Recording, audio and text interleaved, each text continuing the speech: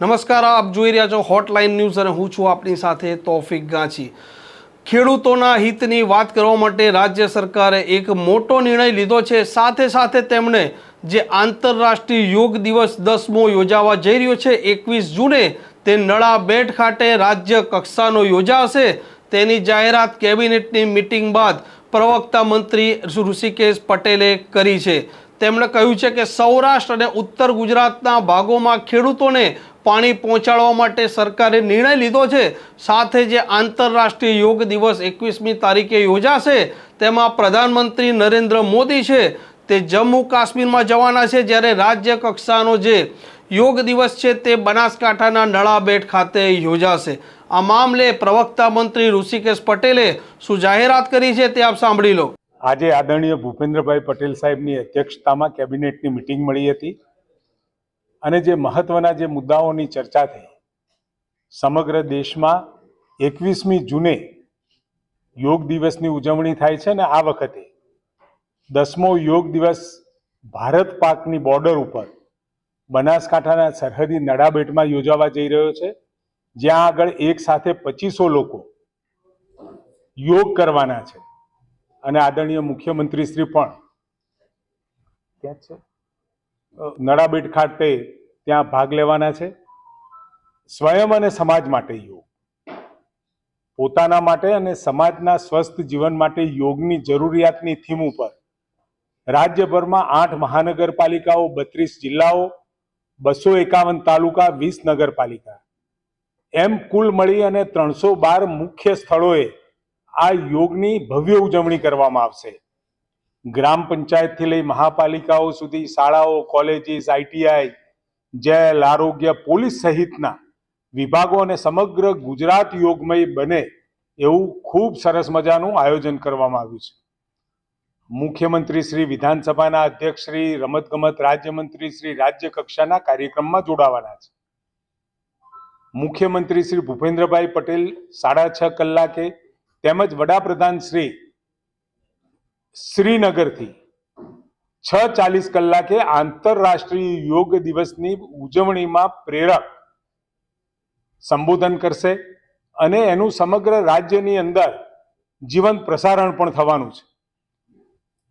રાજ્યભરમાં 1.25 કરોડ લોકોની સહભાગિતાથી 10મા આંતરરાષ્ટ્રીય યોગ દિવસને ભવ્ય સફળતા મળે તેનું આયોજન કરવામાં આવ્યું છે। વધુમાં બાળકોમાં યોગાભ્યાસને વધુ પ્રચલિત બનાવવા સમર્પણ કેમ્પ યોજી 200થી વધુ સ્થળોએ યોગ સંસ્કાર શિબિરનો 22,000થી વધુ બાળકોને લાભ આપવામાં આવ્યો છે।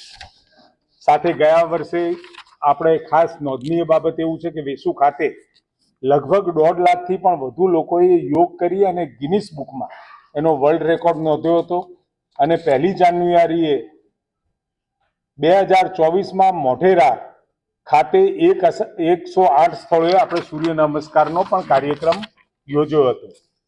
સાથે શાળા પ્રવેશોત્સવ અને કન્યા કેળવણી મહોત્સવનો 21મો તબક્કો આપણે ચાલુ કરવા જઈ રહ્યા છે। તત્કાલીન મુખ્યમંત્રી અને હાલના વડાપ્રધાને 2003માં ઘટતી જતી શાળાઓને સંખ્યાની ચિંતા વ્યક્ત કરી વધુમાં શિક્ષણનો વ્યાપ બને અને જન્મેલું બાળક એની ઉંમર થતાની સાથે શાળામાં પ્રવેશ મળે અને પૂરેપૂરો પ્રવેશ, ગામમાં એક પણ બાળક બાકી ના રહી જાય એની ચિંતા કરી શાળા પ્રવેશોત્સવની શરૂઆત કરી હતી। શાળા પ્રવેશોત્સવની શરૂઆતની સાથે એને ગુણાત્મક રીતે અને ગુણોત્સવ દ્વારા ગુણવત્તાયુક્ત શિક્ષણ માટેના પણ કાર્યક્રમો એમને કર્યા હતા અને એ આજે પણ ચાલુ છે। ડ્રોપઆઉટ રેશિયો આજની તારીખે ખૂબ એક્સેલન્ટલી ખૂબ નીચો આવ્યો છે। આપણા માટે, ગુજરાત માટે ગૌરવની વિષય છે કે જે શાળા પ્રવેશમાં વિદ્યાર્થીઓ જેટલા પણ પ્રવેશ મેળવવા પાત્ર હોય એમાં મિનિમમ લગભગ 96-97% સુધી આપણે પહોંચી ગયા છીએ। અત્યાર સુધી તો ધોરણ 1માં જ આપણે પ્રવેશોત્સવ યોજતા હતા, પરંતુ ભૂપેન્દ્રભાઈએ ખૂબ સંવેદનશીલ નિર્ણય કર્યો છે। માધ્યમિક અને ઉચ્ચતર માધ્યમિક શાળામાં પણ પ્રવેશોત્સવ આપણે યોજવા જઈ રહ્યા છીએ। બાલવાટિકા, ધોરણ 1, ધોરણ 9 અને ધોરણ 11માં પણ આપણે શાળા પ્રવેશોત્સવ યોજવા જઈ રહ્યા છીએ અને આ તારીખો નક્કી થઈ છે 26, 27 અને 28 જૂનના રોજ સમગ્ર મંત્રીમંડળ, સમગ્ર પદાધિકારીઓ, અધિકારીઓ સાથે આખા રાજ્યની ગામડાની તમામ અને શહેરોની તમામ સ્કૂલોની અંદર આ અધિકારીઓ જઈ અને એ વાલીઓને અને બાળકોને પ્રોત્સાહન આપી અને આ બધાને પ્રવેશ આપવાની, આ બાળકોના જિંદગીની અંદર શાળા પ્રવેશ એ ખૂબ મહત્વનો અને ખૂબ એમના જીવનનો યાદગાર પ્રસંગ હોય છે. વાલી માટે પણ હોય છે અને બાળક માટે પણ હોય છે. એને ભવ્યાતીત ઉજવવા માટે અને પ્રવેશ કરાવવા માટેની રાજ્ય સરકારે યોજના બનાવી છે. અને સાથે જે બે મહત્વની યોજનાઓ નમો લક્ષ્મી અને નમો સરસ્વતીનો પણ વધુ પ્રચાર અને પ્રસાર માટે આપ સૌને પણ વિનંતી કરું છું, વધુમાં વધુ દીકરીઓ આ યોજનાનો લાભ લે.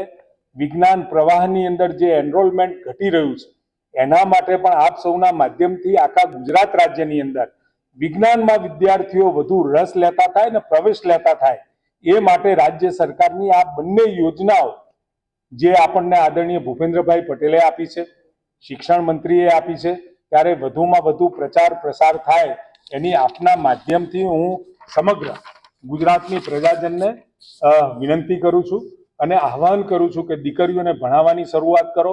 સરકાર તમારી સાથે છે.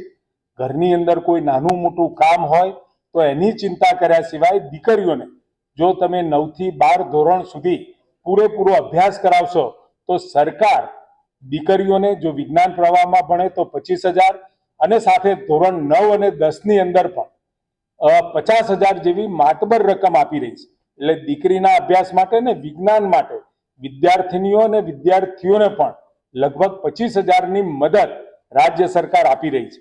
સાથે આ વખતે નર્મદા મુખ્ય નહેર આધારિત ઉદ્વહન પાઇપલાઇનો આપણે જે બનાવી છે એમાં ઉત્તર ગુજરાત અને સૌરાષ્ટ્રના વિસ્તાર માટે સિંચાઈના પૂરક સિંચાઈના અર્થે પાણીની ફાળવણી અગાઉ આપણે જે કરતા હતા લગભગ 2191 MCFT કરતા હતા, જેથી કરી અને ખરીફ પાકો ચોમાસા પહેલાના ચોમાસુ પાકો માટે એ બચાવવાનું કામ અથવા તો વહેલી વાવણી થાય એના માટે આપણે આ ફાળવણી કરતા હતા. આ વખતે નર્મદા વિભાગ સાથે પરામર્શ કરી અને મુખ્યમંત્રી શ્રીએ લગભગ 2331 MCFT એટલે લગભગ 140 MCFT વધારાનું પાણી આપવા માટે ખેડૂતલક્ષી નિર્ણયો લીધો છે.